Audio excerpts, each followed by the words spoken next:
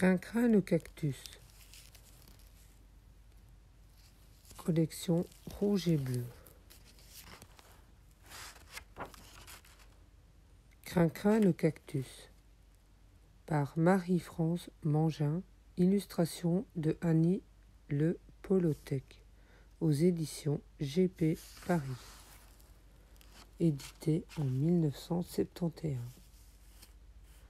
C'était un jeune cactus qui poussait là, tout vert et tout piquant, dans le grand désert tout doré et tout lisse. Ses rares compagnons, une rose des sables que le vent avait sculptée et oubliée à quelques mètres de lui, et un petit couple de fennecs à la fourrure soyeuse, l'appelaient Crin-crin. On devine pourquoi.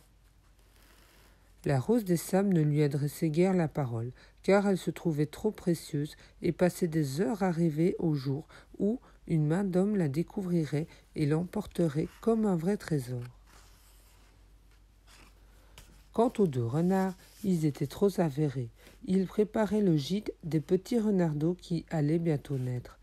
Ainsi, dans ce grand désert silencieux où personne ne prêtait attention à lui, Crin-crin s'ennuyait à mourir. Et puis, il s'ennuyait, et plus, il se trouvait laid. Il se disait en lui-même : « Comment pourrais-je un jour être heureux, moi dont on s'écarte avec méfiance ?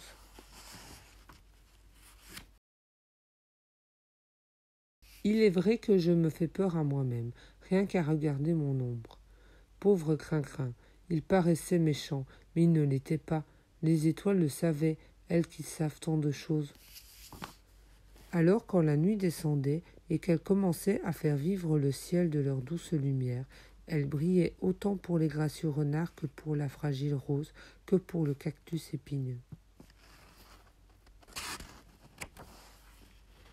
Et, venus de la planète que les bergers aiment et qui aiment tous ceux qui savent rêver, consolait Crin-crin. Il ne faut pas te désoler ainsi. Sais-tu qu'en ce moment, dans de nombreux pays, toutes les plantes sont comme mortes de froid, tous les arbres ont perdu leurs feuilles, elles sont tombées et ont été balayées par le vent glacial, et maintenant ils ont l'air tristes et nus, et se trouvent aussi bien laids. Quand nous leur parlerons de toi, ils envient tes petites feuilles qui résistent au vent comme à la pluie. Sais-tu comment ils t'appellent ? Prince des sables. N'est-ce pas là un bien joli nom ? Et toutes les étoiles se mettent à clignoter dans le ciel et semblent chuchoter : Prince des sables, Prince des sables. Crin-crin se sent réconforté et la sève qui le nourrit se met à circuler plus joyeusement dans ses tiges. À ce moment, une étoile filante annonce : Oh, il y a une caravane qui se dirige vers toi. Crin-crin, tu ne t'ennuieras pas demain.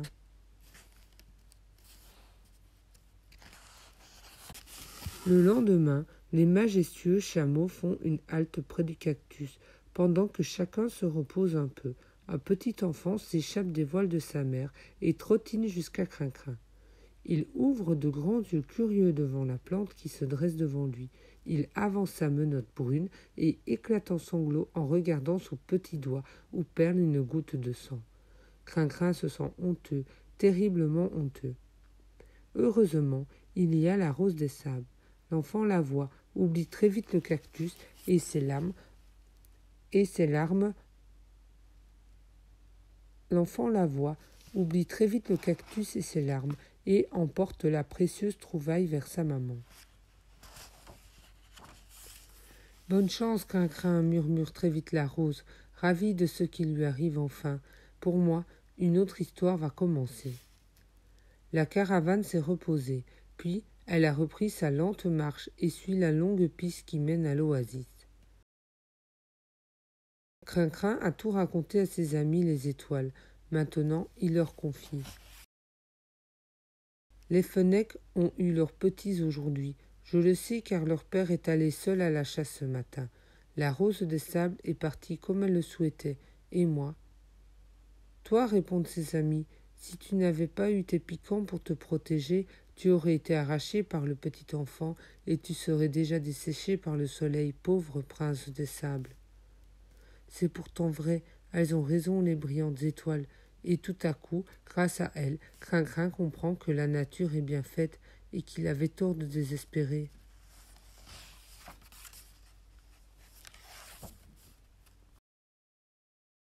À présent, le petit cactus ne se plaint jamais plus.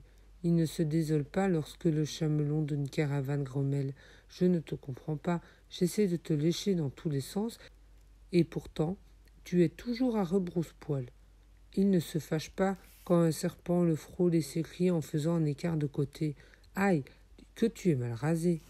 Mais il leur répond très simplement, très gentiment.